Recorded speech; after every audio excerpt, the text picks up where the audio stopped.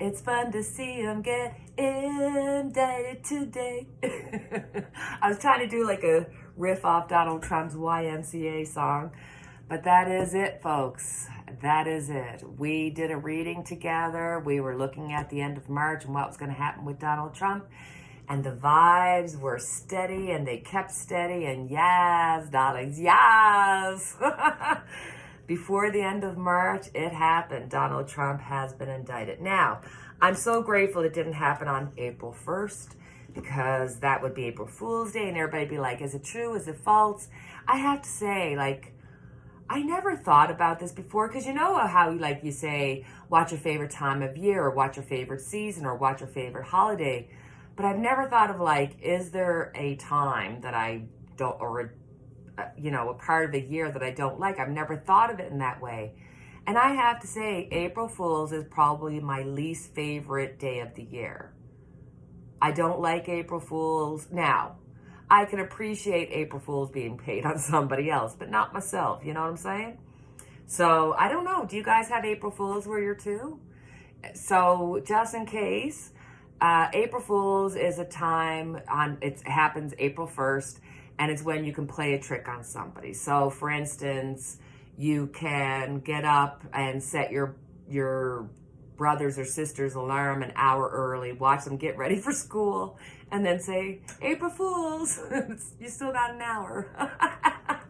Okay, there is some enjoyment in it, but not when it's you, right? So, yeah. I'm glad it didn't happen on April 1st. I'm glad it happened before the end of March so that we weren't, going through Easter and everything else wondering what's going to happen. Now we know. Now how Donald Trump is going to respond, how things are going to go down. I didn't like the fact that Ron DeSantis came out and said, we wouldn't force him to leave Florida to go to New York. They wouldn't, extradite him? I didn't even know there was such a thing between states to extradite. Like, okay, yeah, I guess there is extradite, but that term almost seems like from country to country, but I guess it would be used from state to state or province to province. So I will say it's nice to see Trump get this when he did, because this is all about the Stormy Daniels payment. And he got out there on TV. He called her horseface. He said there was no affair, there was no attraction, there was no crime. I mean, he completely dismisses her and expects everybody else to do so.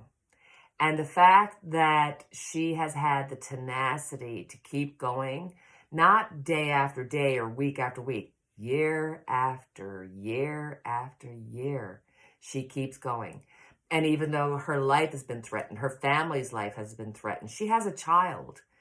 You can like what she does or dislike what she does, but that doesn't take away from what she has been able to accomplish. That was one woman. One woman was able to bring Donald Trump to his knees. Like, that's impressive. And so I was really offended by the Donald Trump thing, but then I was watching, I don't know if it was Midas Touch or one of them anyway, and they were saying about a tweet that went out to Stormy Daniels, where somebody said, Donald Trump wouldn't touch you with a 10-foot pole. And she wrote back and said, you're right, it was 3 inches. And I thought, okay, because I don't have Twitter, so I was just like, okay, girlfriend, I get where you're coming from. And I'm thinking to myself, Donald Trump would probably really appreciate going metric right now and adapting the metric system like we have here in Canada, because he would be considered 7 centimeters, which seems significantly better. Okay, I'm sorry, guys. It is late night, and yes, we're going to go there. So Alan Bragg must be feeling really confident. He must feel like there's no chance that he has left any stone unturned. He's got a solid case against Donald Trump. So let's take a moment and have a look at some of the characters in this play and how they have felt in the past, present, and going into the future. So first, let's look at Stormy Daniels, the woman of the hour. I am woman, hear me roar. God, I don't know if very many of us would be able to do what she has done. Okay, so in the past, we have the Queen of Wands. She is somebody, she is somebody who wanted to take action. Wow, the card she has out. Okay, so in the past, she had action. I think she had a want to do something about this, but this was also coming from a place of knowing that she was going to be judged, knowing that she would have to persevere, knowing that she would have to single-mindedly push through this to get it done. So she knew intuitively that she would have to take on this burden, but she knew it was for something greater than herself, even if she didn't know at that time the importance of it. I don't think at that time she knew she'd be trying to take down, you know, the ex-president of the United States. I think in the beginning she just thought, this man doesn't deserve to be president. I need to say something. That's the character that she had, that she wanted to say something. So in the middle, this is complete truth to power. She is telling the truth, the whole truth, and nothing but the truth. She has nothing to hide. She has nothing to gain by putting herself out there. She has been harmed. She has been threatened. I mean, the list goes on and on. In the bottom of it, we have the Wheel of Fortune. So I think at this point, she's been a woman with a mission for so long that once the mission is over, she might find herself going, well, what do I do now? If I'm not Stormy Daniels, you know, the center of Donald Trump's news stories, then what am I? And how do I go back to building my life back up? And, you know, there's still the boogeyman, the MAGAs who are mad and might try to keep doing stuff or want to harm her or what have you. In her upper mind, there's some kind of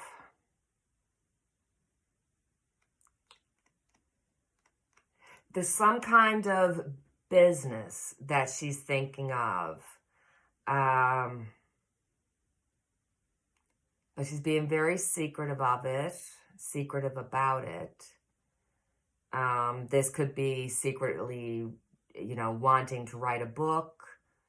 Yeah, I'm starting to think maybe a book. Something in writing, I really feel, but this is not something that she's come out with yet. It's something that she'll do. This is something that's in her mind that she's thinking about doing, is putting it down on paper, writing her story, and maybe coming into her own to realize that she's an inspiration. I think that she really has a story of survival. I think she has a story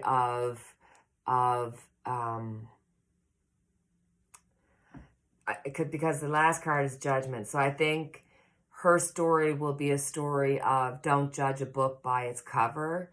I think that past wrongs that maybe have been done to her will be forgiven, or done by her will be forgiven. Do you know what I mean? Like, people will be able to see past some of their issues that they have with maybe what she did for a living, or even being involved in this whole tale of Donald Trump, or being, because it's like Donald Trump can be Donald Trump and sleep with nameless women, but name the woman, then she's not an equal player. She's all of a sudden cut down. We do that to women. We cut them down. So I feel that her future will be people changing their minds, forgiving, giving her a break. Yeah, I think that right now, truth to power, right now, there's definitely like book, movies, you know, like just something that's unseen to us right now, but it will be unveiled, and it's going to be something that's for her. But the Wheel of Fortune is nipping at her. She doesn't know, where do I go now that I'm not Trump's story? But her future is going to be really bright, because she is going to be a voice, and she is going to be somebody that people will appreciate her character, appreciate her tenacity, and in the history books, be appreciated for the woman, I am woman, here we go, who took down Donald Trump, or who was at least the first domino of many that will take down Donald Trump. So, very interesting. So next up, we have Michael Cohen. Michael Cohen, who used to be Donald Trump's fixer, and who can currently be seen pretty much every day on Midas Touch. I don't know what he's going to do when all this is over with. I don't know if he's planning on becoming a broadcaster, or doing his own YouTube channel, or becoming part of somebody else's YouTube channel. I mean, he could stay on Midas Touch and be a political pundit. I mean, who knows? Who knows what he could do? But let's look at the past, present, and future for Michael Cohen. He is a major player, not just in the Stormy Daniels story, but in all the financial dealings, and just, you know, a whole spectrum, a whole, just probably more than we could even imagine. So let's have a look at Michael Cohen. What does your future look like? So in the past, this is a man who was confused. This was a man who was looking for his place, and he was looking for it in money. He was looking for it in reputation. He was looking for it in prestige. He was looking for it in all the wrong places, which left him confused and vulnerable. And that's when he started to work for Donald Trump.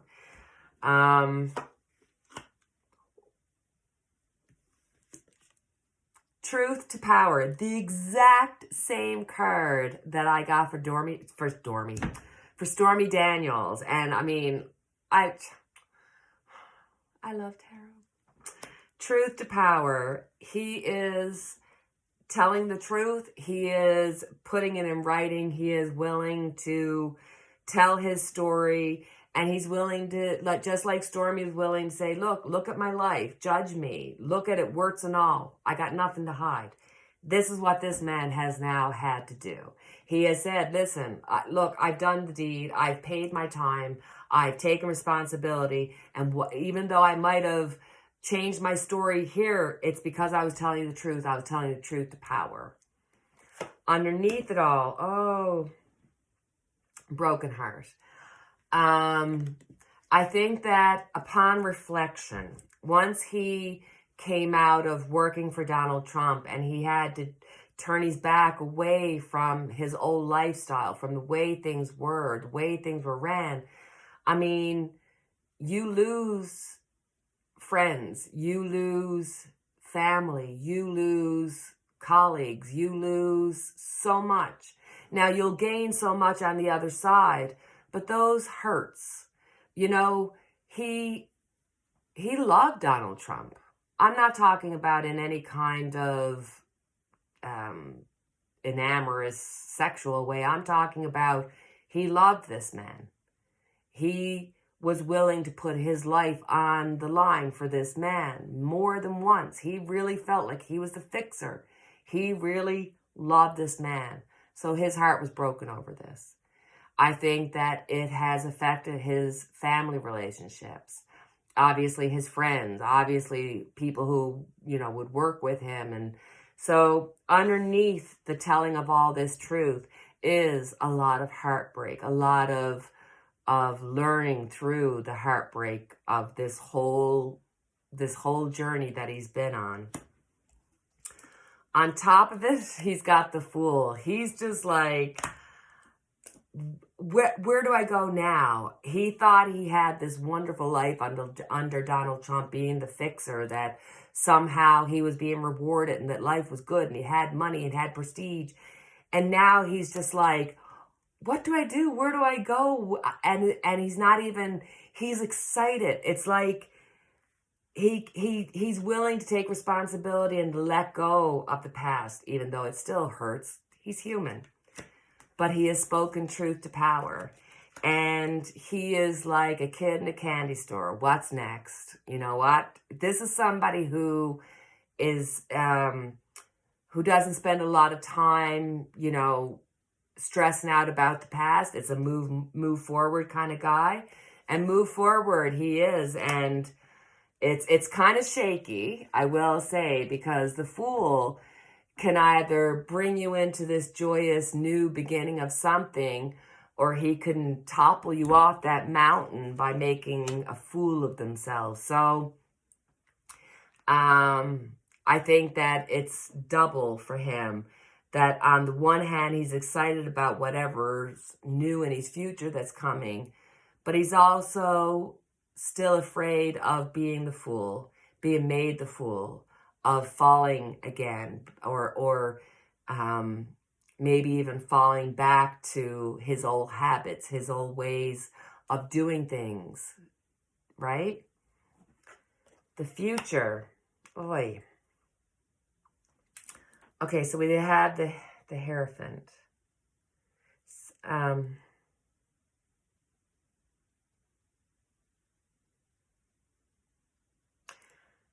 Let's just pull a couple of cards on this, because when I first saw the Hierophant, I thought, ooh, okay, is he going to have a legal struggle, or is he going to be called up for another legal issue story, whether he's on the help or hinder side, but almost like something personal could backfire on him somehow.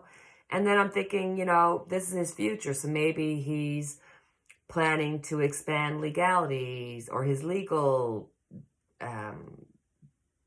career, whether that be go into working with Midas Touch or doing whatever. But it seems like whatever's going to be happening is going to be orderly.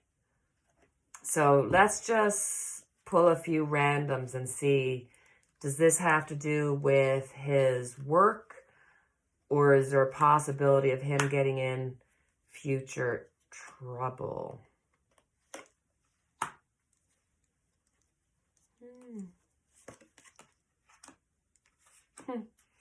I see the Page of Pentacles. So no, I think this is the beginning of a new career, a new job, a new source of income. We've got the Hermit here.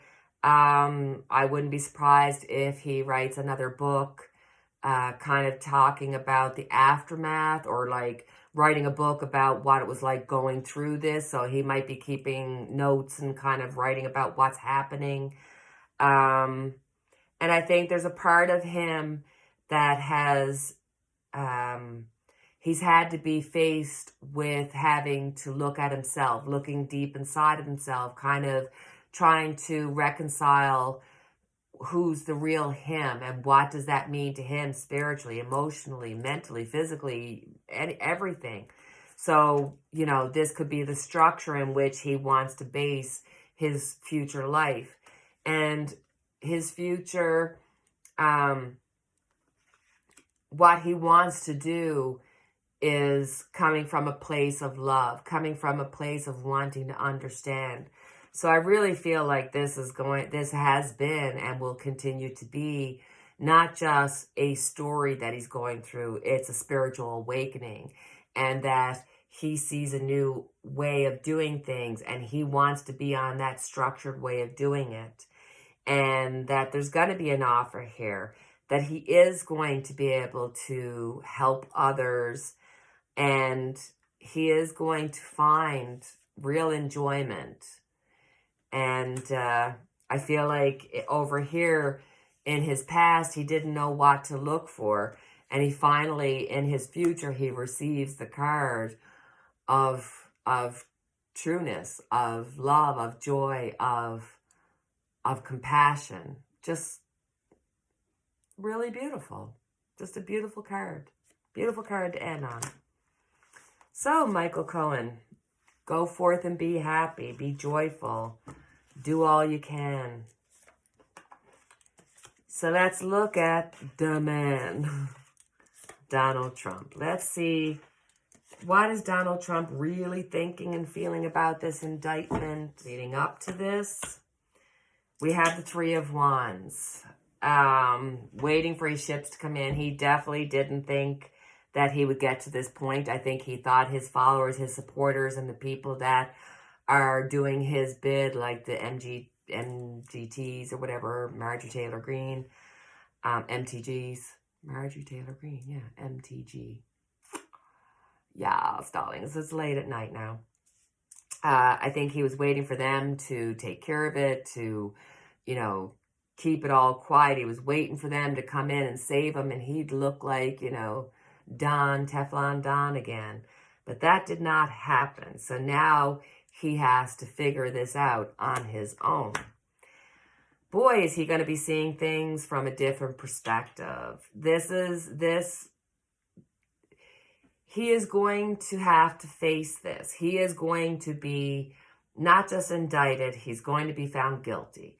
Whether that means, even if that is just as a misdemeanor, it shows that he is not above the law. It shows that even with all the support and this continuous support and this whistle calling out to make people, you know, attack for you, that is not working the same way it was. And this is also showing me that there's more people to flip yet. There's more people that are going to turn on Donald Trump, especially as they see that, hold on now, Teflon Don was taken down, so now I feel more confident.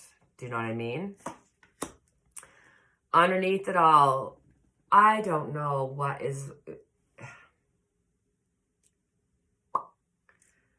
Underneath it all, it's like he is hoping for this miracle to literally just come down on him and to save him from all this, because he truly doesn't feel that he deserves this. That he truly feels that this is a witch hunt. And we can all see, and even the people that follow him can see the harm he does, the wrong things that he does. He really doesn't see it himself. He is so fickle that whoever he's with, that's who he's like. So he's everybody, but yet he's nobody.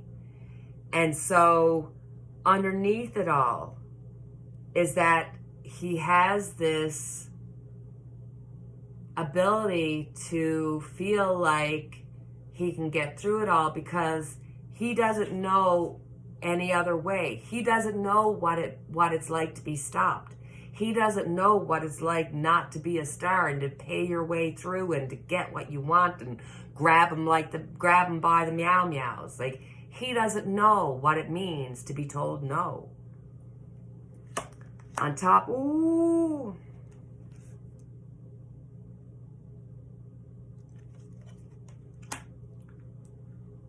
Ooh, boy, he is having to deal with a major transformation, having to try to change his perspective, but he doesn't have the ability to do it. He needs to go through a transformation. He's going through a transformation. Whether he wants to see it or not, he's going to be doing it. Everybody around him has a possibility of flipping, from Ivanka, Jared, to Weisenberg, and everybody else in between. But this man, he won't see it coming. He just can't see it coming.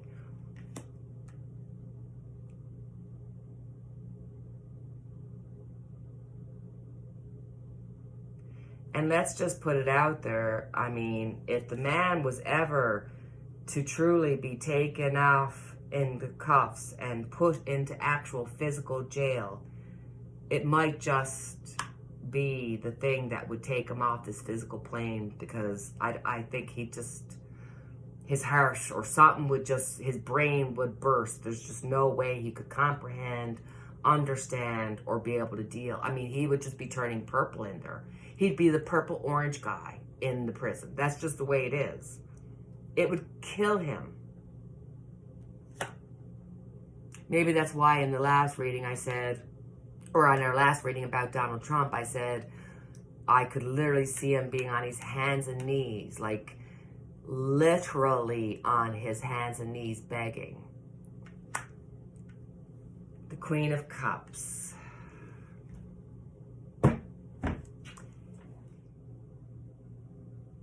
With the Queen of Cups here, there's going to be some unexpected opposition. He is going to be really surprised by some of the people that are going to turn against him. He's going to have a lot of issues with paperwork. It's like there's paperwork missing, paperwork lost, paperwork found that he doesn't want found. It's like there's still going to be a lot of paperwork issues that are going to come through, and it could even be like when it comes to his lawyers, or as things proceed, trying to get a lawyer, or at least a decent lawyer, might be something he's going to have more and more difficulty with as time goes by. I see that there's an emotional stop here to him. It's like,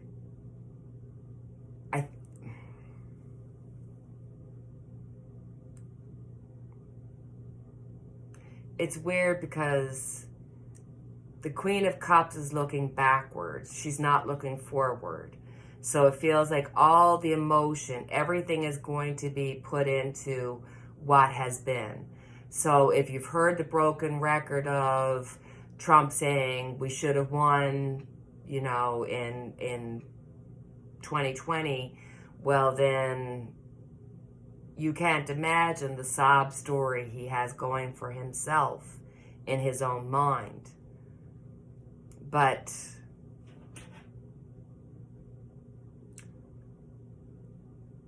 with the Death card being above him and seeing the Queen of Cups here, we could be looking at a complete mental breakdown or some kind of heart episode, whether it be a heart attack, a stroke.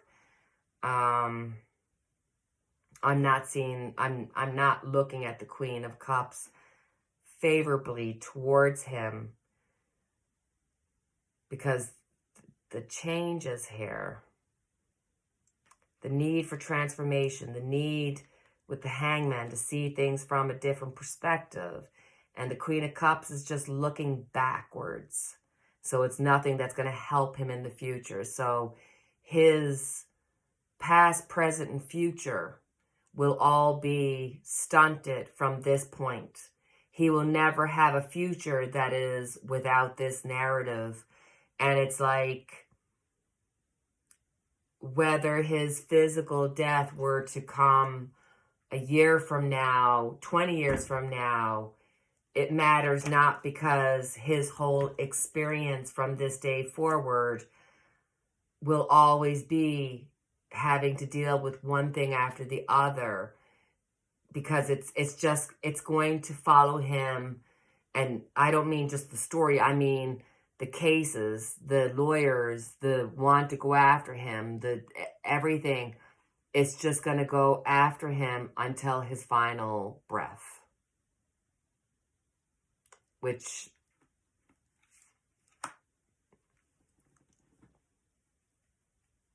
feels sad on a spiritually, you don't want to wish anybody harm, even if it's the worst of the worst, but I just see a kind of a stop. And I don't know if this is a complete stop to his future, or if this is where his future stops, in the sense that he'll never get away from this, and all his living days forward will be dealing with all the cases. Do you get do you know what I'm saying here? It's just, and it's just sad. So, lovies, that is the conclusion to our Donald Trump indictment reading. Now, there is so much going on in this world that we need to touch base with and do readings on. I am so sorry for the recent school shooting, and, you know, with all this crazy that is going on and so much hurt and pain and suffering that comes from it, it's easy to feel defeated. It's easy to feel sad, but let's reach out to that family or friend, that loved one. If you're lucky enough to be next to someone, give them a hug. If you have somebody in your life that's important, make sure you reach out and just say, you know what, for no reason other than I love you, I just want to let you know I love you. Just be kind. Be kind to somebody, because that's what we need in this world of so much hurt and pain and anguish and suffering. We need love and kindness, and we need to really just live it to the best of our ability. And if you make a mistake, if you're unkind, or if you're not living up to your best, shake it off and get up and do your best the next time. It's always about just moving forward and trying to do our best. And when you know better, you do better. So God bless us. God bless us is all I can say. So, and as always, I have our unity candle lit for each and every one of us. And until the next time we chat, cheerio, take care, and God bless.